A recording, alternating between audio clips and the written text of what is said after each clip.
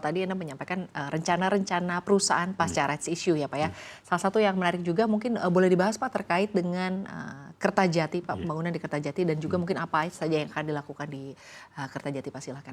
Jadi Kertajati itu kami dengan BIJB, Bandara Internasional Jawa Barat, kita membuat joint operation untuk mengelola kawasan. Kawasan namanya Aerospace Park.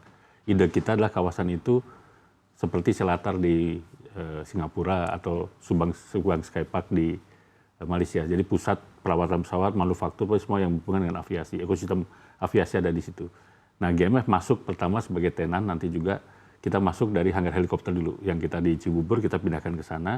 Karena kita dapat kontrak juga dari Ministry of Defense, dari Kementerian Pertahanan untuk merawat pesawat-pesawat milik TNI. Nah, dari situ nanti yang porsi yang fixed wing-nya, seperti C-130A400, Dassault, kita pindahkan dari Cengkareng, saat ini di Cengkareng kita pindahkan ke Kertajati, mungkin tahun 2027. Jadi GMF yang SBU Defense itu fokus di Kertajati. Harapannya kita ke depan kita bisa menaikkan porsi revenue dari yang sisi defense ini. Karena kita juga program pemerintah juga bagaimana maintenance aset-aset dari defense ini bisa dikerjakan di dalam negeri maintenance-nya. Untuk tahun ini yang dari defense sendiri pemasukannya cukup positif ya Pak? Sekitar 10% dari revenue kami, sekitar $40 juta. Baik, untuk rencana ekspansi khususnya mungkin internasional atau ke luar negeri ini sebetulnya seperti apa sih Pak dari GMFI? Apakah ada rencana-rencana Pak untuk di tahun 2026, rencana-rencana besar perusahaan? Jadi dulu kita dari dulu punya cita-cita masuk ke luar negeri ya, karena kompetitor kita seperti SIC Singapura atau di mana bahkan FL Teknik di luar negeri masuk ke Indonesia. Nah, kita punya kesempatan di salah satu negara di Timur Tengah, mereka sudah membangun hanggar, sudah jadi lengkap dengan equipment-nya tapi belum dioperasikan. Jadi kita masuk sebagai operator, ditunjuk oleh pemerintah sana menjadi operator. Kita nanti setup GV di sana, kita sebagai mayoritas dan pengendali, kita akan beroperasi di Timur Tengah. Itu plan kita di kuartal 1 sudah bisa berjalan karena sekarang sedang proses untuk penandatangannya consignment agreement. Kita akan beroperasi minimal 20 tahun di situ. Baik Pak, lalu peran dari Garuda Indonesia sendiri ya sebagai induk usaha terhadap rencana atau aksi-aksi korporasi dari perusahaan, seperti apa Pak sejauh ini? Ya, peran Garuda sangat krusial, sangat vital, karena dukungan dari induk perusahaan sangat membantu kami. Karena salah satu, kenapa corporation ini harus jalan, itu salah satu menjadi satu rangkaian dari penyehatan Garuda Group. Jadi ini harus berhasil di tahun ini. Dan kita juga ke depan harus selalu profit agar bisa mendukung Garuda Group terus positif. Jadi semua aksi korporasi ini sudah didukung penuh oleh Garuda. Baik, jadi Garuda sangat mendukung ya Pak dengan aksi korporasi ini. Lalu selanjutnya Pak, setelah penguatan modal dilakukan, fokus utama GMFI untuk di tahun 2026 atau bahkan mungkin di tahun 2027 seperti apa sih, selain dari tadi Anda menyampaikan bahwa mungkin ada daerah-daerah yang akan menjadi daerah tempat baru begitu ya untuk joint operation, ada langkah apa lagi Pak yang akan dilakukan oleh perusahaan? Jadi kalau di internal tetap core kita yang sekarang bisnis apa yang kita miliki sekarang itu tetap kita pertahankan dengan baik. Jadi kita perbaiki di kualitas yang kita punya sekarang, kita pertahankan, kita improve terus, kita lakukan dengan lebih efisien sehingga lebih profit. Dan setelah kita di sini kuat, agar bisa mendukung ekspansi kita. Jangan sampai apa yang kita miliki sekarang fundamentalnya goyang, ekspansi kita nggak berjalan bagus. Jadi yang apa kita miliki sekarang di Cengkareng itu, kita perbagus lagi, kita efisienkan lagi operasionalnya sehingga menjadi kuat, kualitasnya bagus, kita ekspansi. Jadi kalau kita bicara, ada namanya perform and transform. Perform itu apa yang kita miliki sekarang harus punya performance yang bagus, dengan fondasi yang kuat itu kita bisa mentransformasi tadi, ekspansi dan bertransformasi ke mungkin masuk ke bisnis yang baru yang masih relevan dengan core kita. Baik Pak, terkait dengan bisnis baru atau mungkin diversifikasi bisnis ya, yang Anda lihat mungkin nanti akan bisa match dengan GMFI dan juga bagaimana mungkin nanti ke depannya disetujui oleh Garuda Indonesia juga, seperti apa sih Pak misalnya?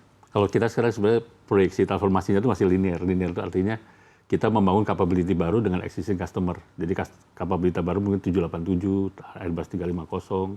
Kemudian di defense kita juga kembangkan Falcon, kita kembangkan helikopter ke arah Super Puma atau HL225 ke yang lain. Kemudian kita juga buka pasar baru dengan existing capability. Jadi kalau di kita internal itu kalau vertikal dengan capability yang sama tapi marketnya baru. Kita buka ke region yang belum kita sentuh. Misalnya sekarang kan kita sudah sampai Vietnam, Thailand masuk. Mungkin di negara-negara lain yang di sisi Eropa, Asia Tengah, Kazakhstan, Uzbekistan, kita akan masuk ke sana juga. Baik Pak, terkait dengan layanan baru ya, seperti misalnya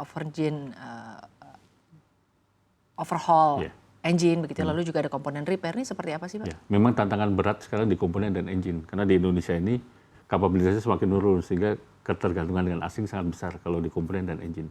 Jadi kita terus menambah kapabilitas termasuk landing gear seperti landing gear Airbus 320. Kita juga mulai kita kembangkan terus komponen-komponen yang baru-baru kita kembangkan di shop dan juga engine. Engine kita sedang cari partner juga untuk mengembangkan ke tipe-tipe yang baru. Seperti sekarang kan tipe baru itu ada LEAP 1E dan 1B dipakai di 320 Neo dan 7378 atau Max itu. Kedepannya di Indonesia sudah ada yang punya. Karena dalam 5 tahun ke depan tidak ada yang punya capability ini, nanti semuanya harus dikirim ke luar negeri maintenance-nya untuk engine. Baik Pak, lalu selanjutnya Pak terkait dengan strategi GMFI ya dalam menghadapi persaingan ketat dengan MRO global seperti misalnya ST Engineering, lalu juga Desi Engineering dan juga Malaysia Aerospace seperti apa Aerospace? Jadi sebenarnya kalau di area di kita dengan Singapura dan Malaysia itu punya segmentasi customer yang berbeda. Jadi misalnya ST Engineering dia lebih kuat di defense, dan di pesawat-pesawat tipe baru mungkin 787 350, kita main di 330, 777. Jadi nggak langsung head to head di SIC juga. Dan salah satu keunggulan kita adalah kita punya resource orang yang skillful dan banyak, dan kita bisa kasih harga yang kompetitif dengan kualitas yang masih kita maintain quality-nya juga.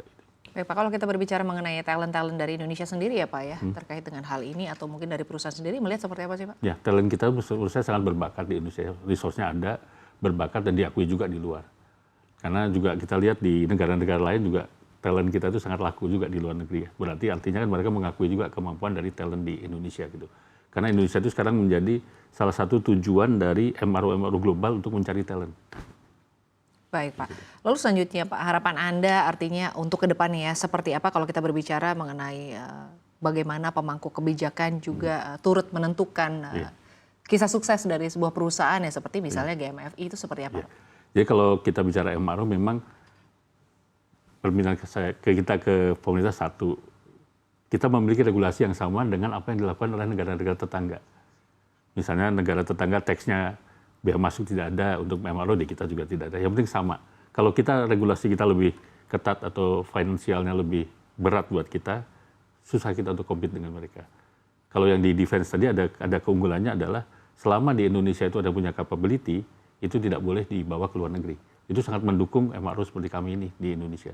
Kita punya seperti kita punya captive market lah untuk bisa terus tumbuh. Karena tadi dari Kementerian Pertahanan akan fokuskan dengan industri MRO dalam negeri. Tapi komersial kan belum nih. Jadi yang di komersial harapan kita regulasi yang berlaku di Indonesia untuk MRO itu samalah dengan apa yang terjadi di Singapura, Malaysia, dan Thailand agar kita bisa berkompetisi dengan negara-negara tersebut. Baik, tapi